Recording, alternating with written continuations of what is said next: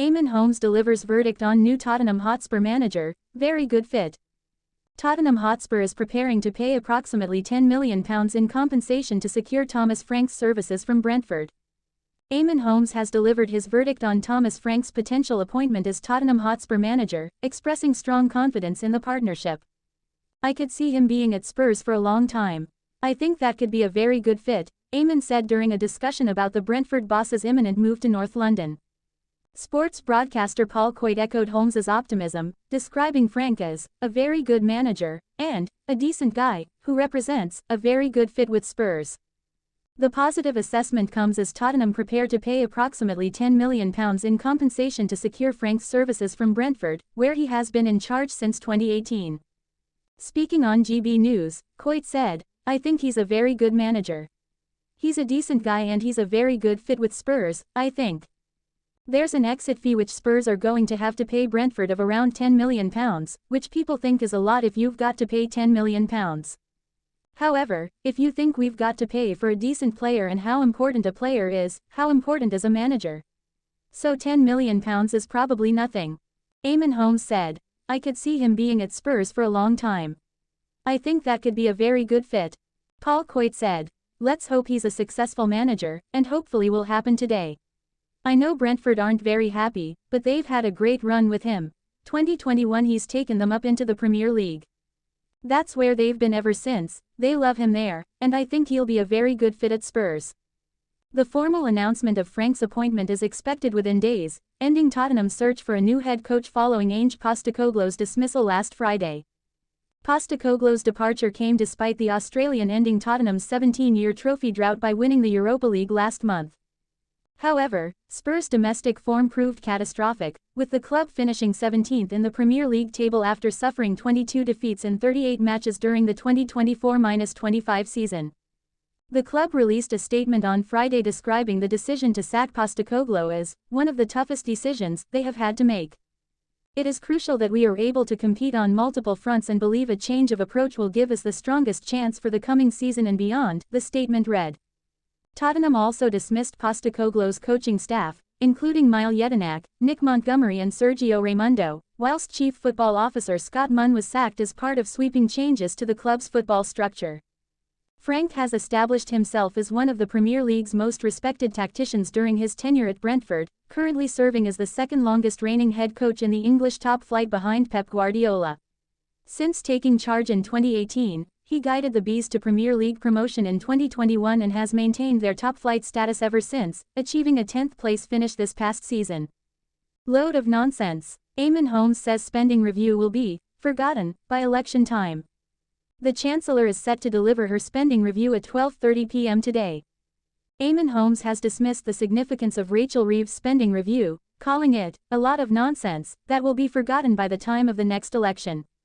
The Chancellor is set to deliver her spending review at 12:30 p.m. today, outlining departmental budgets through to the end of the decade. The review will detail both day-to-day resource spending and longer-term capital investment plans.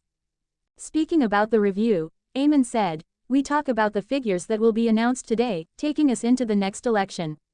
What a lot of nonsense. They'll change these. They will adopt these as we go along. And no one will ever remember in 2 years' time that these are the figures that she quoted today." Deputy editor of Spiked Online, Fraser Myers added, "It's going to be difficult for Rachel Reeves in particular, because she has sold herself as this Iron Chancellor and immediately has folded on what she said was a key issue. You had members of the Labour cabinet saying if we don't cut winter fuel allowance, there will be a run on the pound. Now they're saying, well, we're bringing it back because the economy has improved.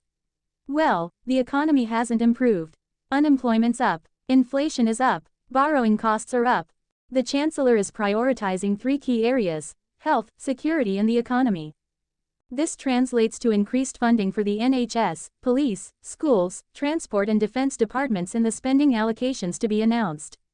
Several major spending commitments have already been announced ahead of the review. The NHS is expected to receive a £30 billion boost over 3 years, whilst education spending will rise by £4.5 billion annually by 2028-29.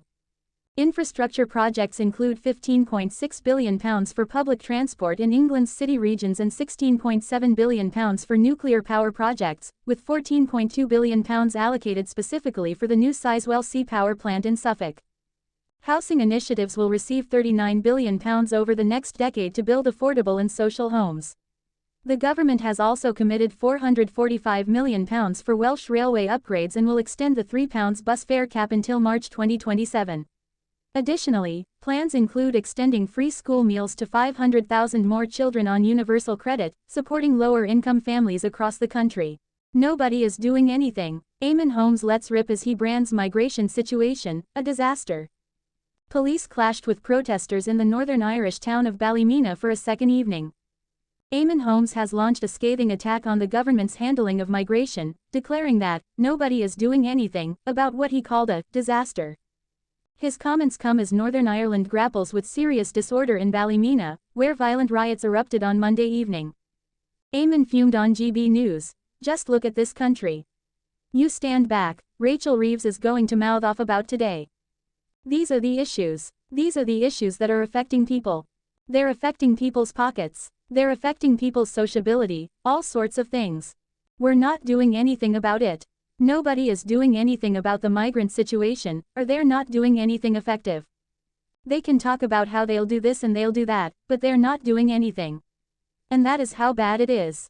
There is no border between the Republic of Ireland and Northern Ireland. These people can get into the Republic of Ireland, which is in the European Union, and then they can get into the UK by just going to Northern Ireland, and then who knows where they'll end up after that. It is a disaster." The unrest followed a protest earlier on Monday evening, which police said was connected to a serious incident over the weekend. Two 14-year-old boys had appeared before Coleraine Magistrates Court earlier that day, charged with the attempted rape of a teenage girl in Ballymena. The alleged assault occurred in Clonavon Terrace between 7:30 p.m. and 10:30 p.m. on Saturday. Assistant Chief Constable Ryan Henderson later characterized Monday's violence as racially motivated disorder in Ballymena. He vowed that the PSNI was actively working to identify those responsible and would bring them to justice.